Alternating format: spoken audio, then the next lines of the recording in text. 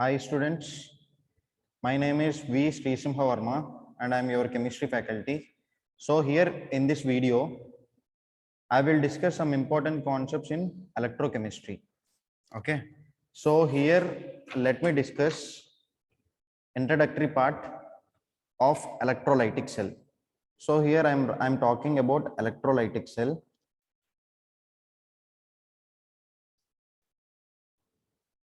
Okay, and here we supposed to call this as electrolysis also. So here anode will be positive and here oxidation will takes place. Oxidation in the sense loss of electron, and cathode it's nothing but negative, and here reduction will be taking place. And guys, in case of electrolytic cell, we have to supply electrical energy, and that electrical energy will be converting into chemical energy. Means in this particular case, we supposed to say that it is non-spontaneous reaction because without electrical energy there is no chemicals formed here. So we can also say this is non-spontaneous redox. Why we are using redox here? Because in the same cell both oxidation and reduction will be happening, so we supposed to call it as redox reaction. So this particular electrolytic cell is non-spontaneous redox reaction will be taking place. And if it is non-spontaneous, we can also say delta G equal to positive. Delta G positive in the sense it is non-spontaneous reaction. So this is a bit introductory part of electrolytic cell. Now let me discuss anode is positive, guys. Okay, cathode is negative. So here let us talk about electrolytic cell, and here I have given preferential discharge potentials with respect to cations. I have started with lithium and I have ended with respect to gold, Au plus 3. Clear? All these will be having negative values. Okay.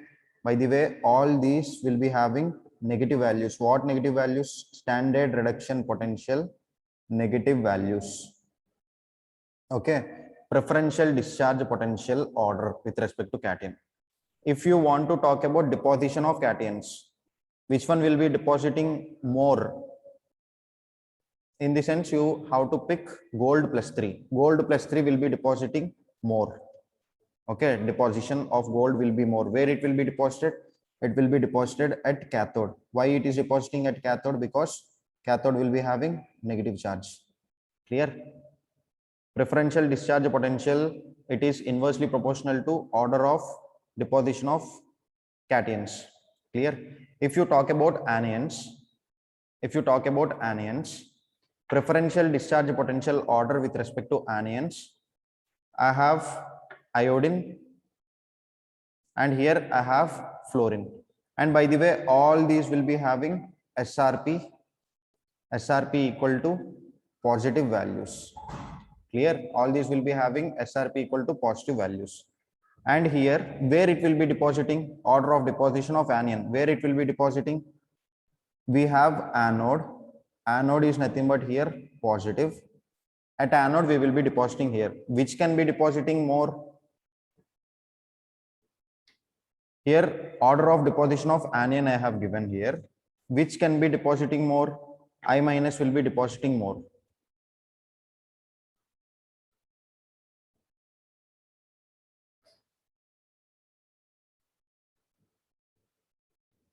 So here I minus will be depositing more here.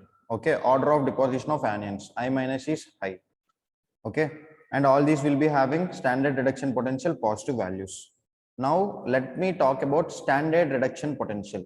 The same thing, standard reduction potential. All these are nothing but what? All these are metals. Okay, and they will be having what? They will be having SRP, standard reduction potential, negative value. And here I have written at the bottom hydrogen, which is nothing but 0. SRP value, it is nothing but 0. And here in this particular case, in this reduction case, what will be the SRP value? Here SRP value will be positive. Clear? SRP value here, it will be positive case. And in this particular case, lithium will be having highest negative value and fluorine will be having highest positive value. And all these want to undergo oxidation. If itself undergoing oxidation, what it can do for others? Reduction. So these all are good reducing agents. And here all these having SRP values positive and they want to undergo reduction. If they themselves undergoing reduction, what it can do for others? Oxidation. Hence these all are good oxidizing agents. This is something related to SRP value. Okay, don't take these SRP values for solving the questions relating to electrolytic cell. That's completely wrong, guys. Just follow only this order of deposition of cation, and here order of deposition of anion. Just to only follow these two orders. Next case,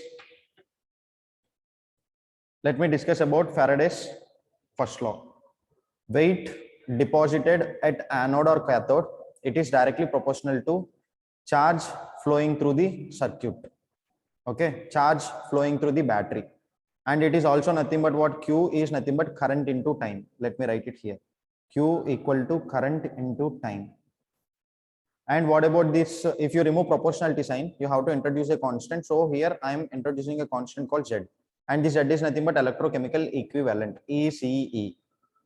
Okay.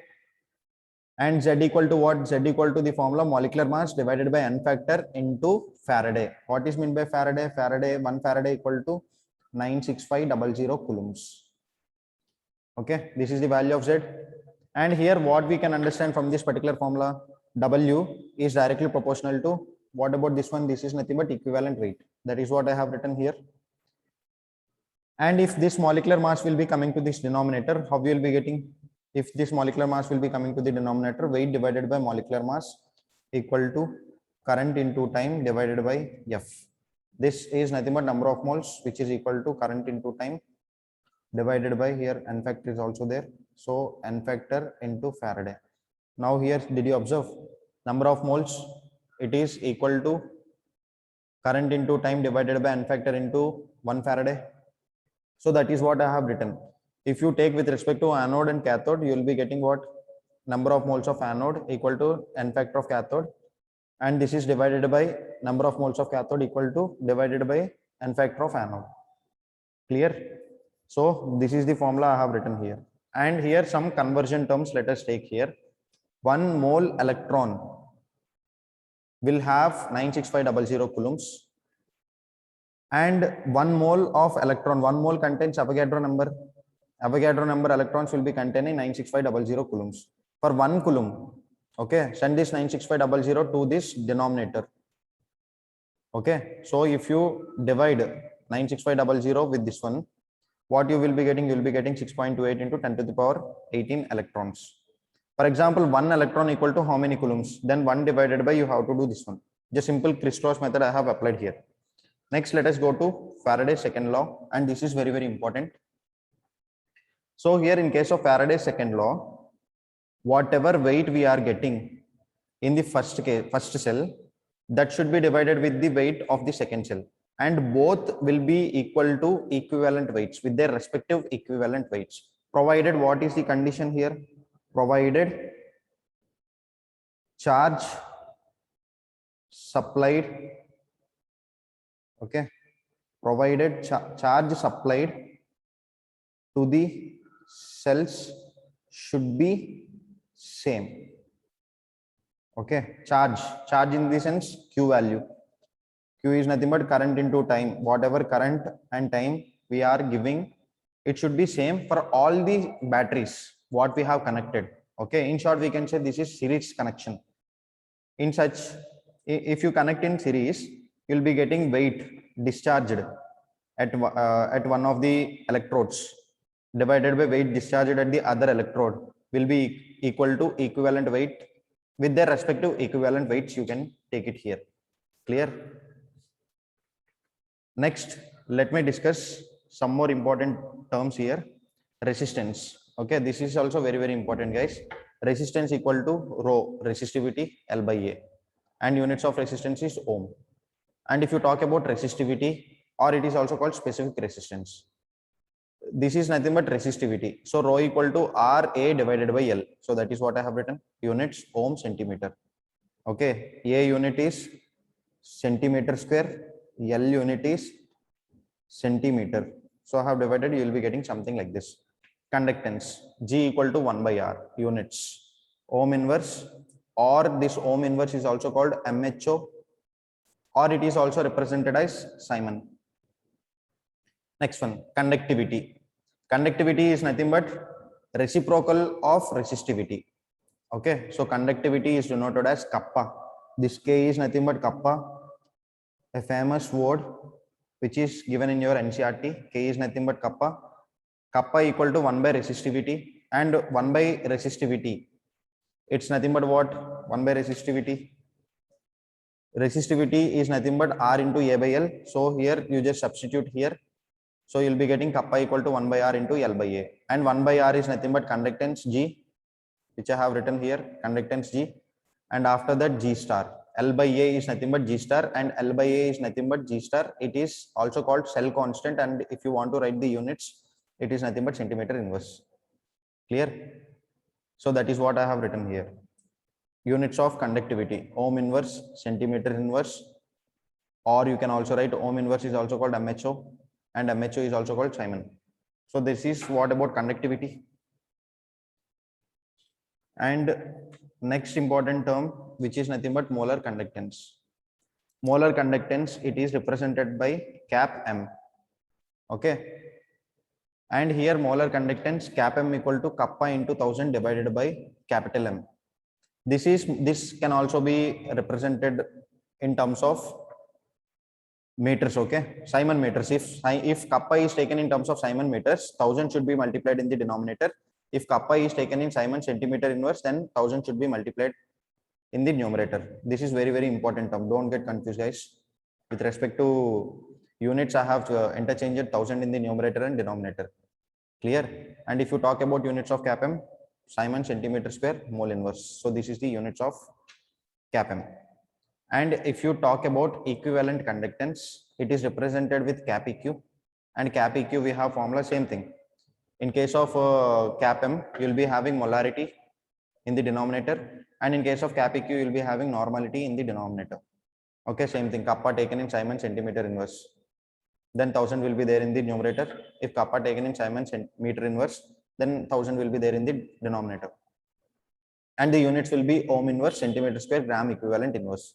If you talk about relationship between molar equivalence and equivalent conductance, so here in these two cases, if you want to make the relationship, you will be getting cap M equal to cap EQ into n factor. Okay, basic thing I have did here. Just divide cap M divided by cap EQ. Okay, then you supposed to get what? N factor. Divide it, you will be getting the value. That is what I have written here. Now, if you talk about dilution, factors affecting with respect to dilution. If you dilute, what will happen? Concentration decreases. Then what will happen to the attraction between the ions? It is also decreasing. If attraction decreases, what will be happening to the moment of ions? It will be increasing. Mobility is nothing but movement. If mobility increases, what is nothing but conductance? Conductance increases, because conductance is nothing but ease of flow of ions. Mobility increases means conductance increases, and conductance is reciprocal of resistance, so resistance decreases. And kappa value is decreasing, guys, here, because kappa with respect to definition, conductance per ml on dilution decreases only, no? If kappa decreases, what will happen to resistivity? Because resistivity is inversely proportional to kappa. So kappa decreases, resistivity increases. And what will happen to cap M and cap EQ? Both will be increasing here.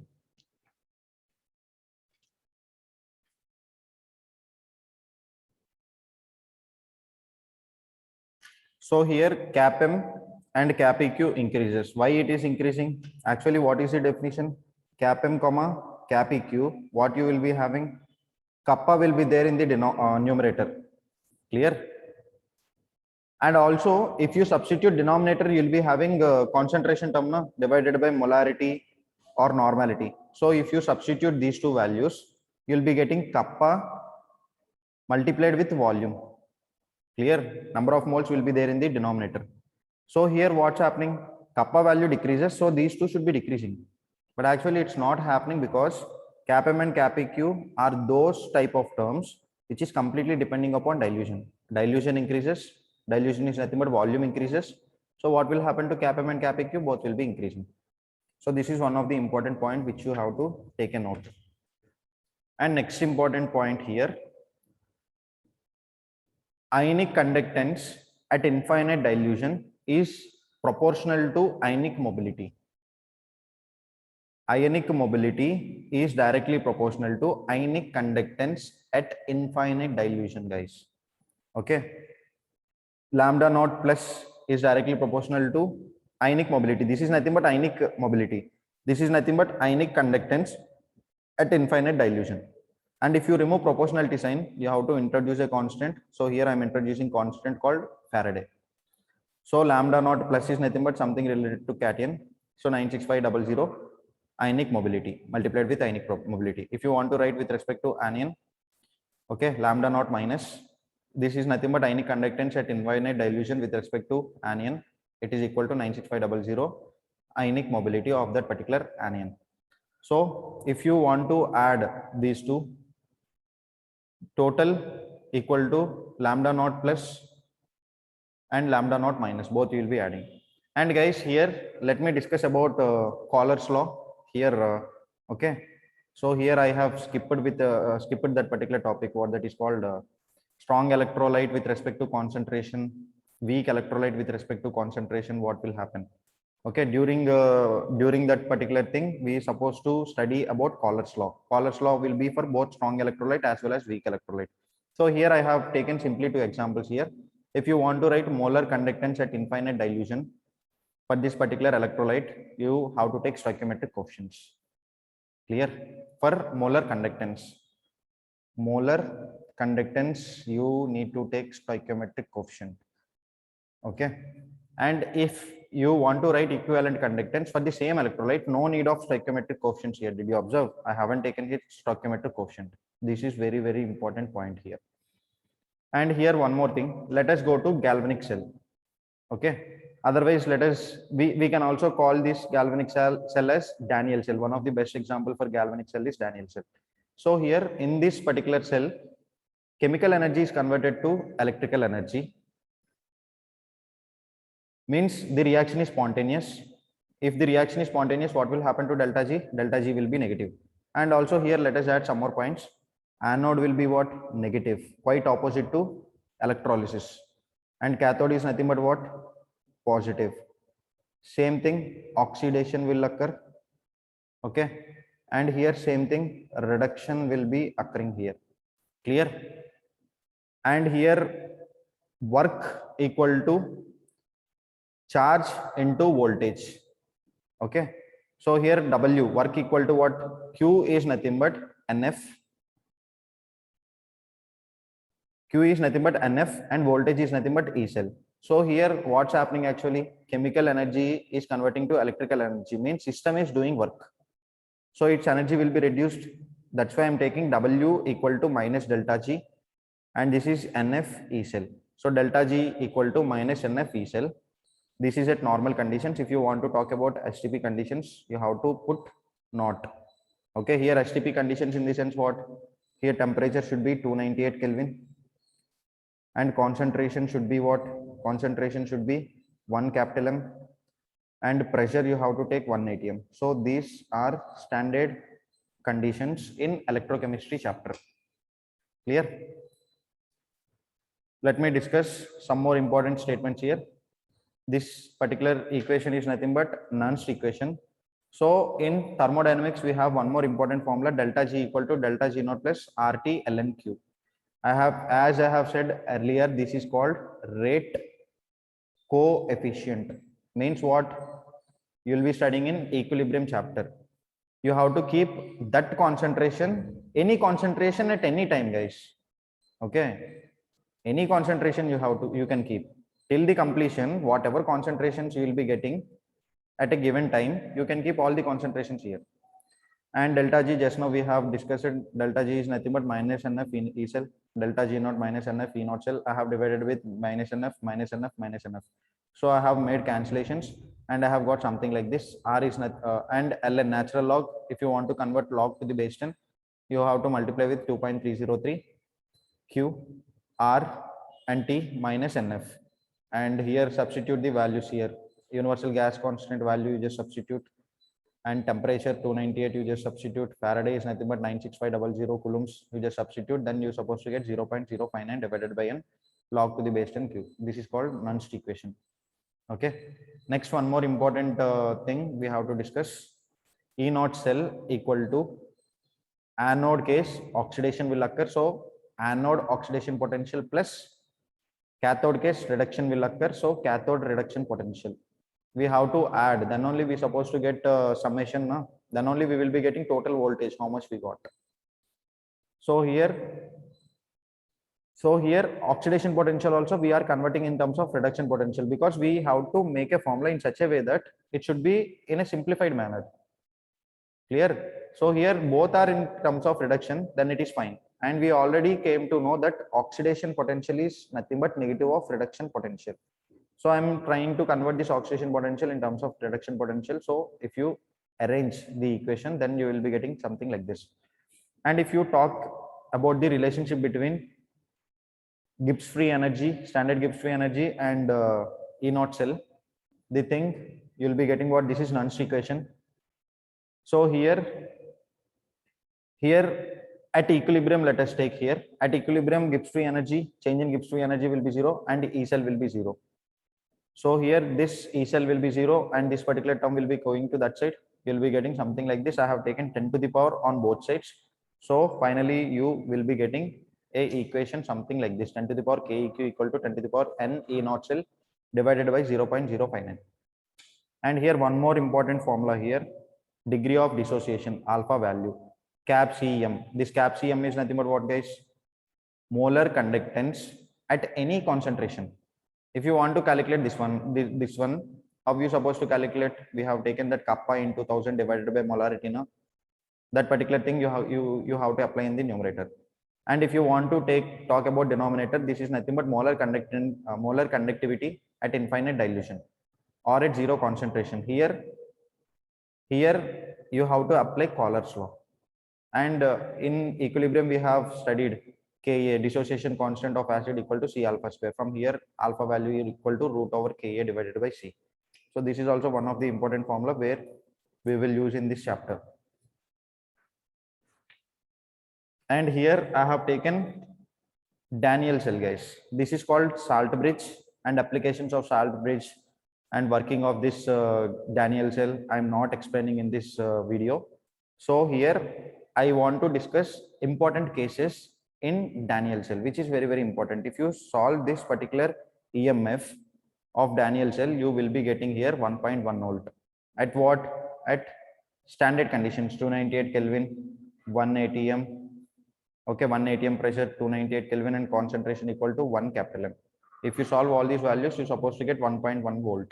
So here what will be the case number 1? Let me discuss with the case number 3 here. Okay. So here let me give external voltage which is 1.1 volt. We have calculated, we have got 1.1 volt. From external, if you supply 1.1 volt, then what will happen, guys? Electrons will not flow. Okay, and current flow will also not take place. If electrons will not flow, current also will not flow, chemical reaction will not happen. No? Chemical reactions will not occur. Thus the Daniell cell is a reversible cell when external voltage is supplied, when external voltage supplied is 1.1 volt. And for example, if you supply external voltage lesser than 1.1 volt, then here what we supposed to get? In this case, general Daniell cell, this case will be what? Means electrons generally flows from zinc to copper.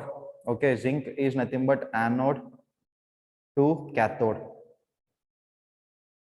Anode to cathode. Okay, normal working here. Electrons flows from, as usual, zinc to copper, and current flows from copper to zinc. electron will be flowing in one direction, then current will be flowing in the opposite direction. Both electron flow and a current flow should be opposite.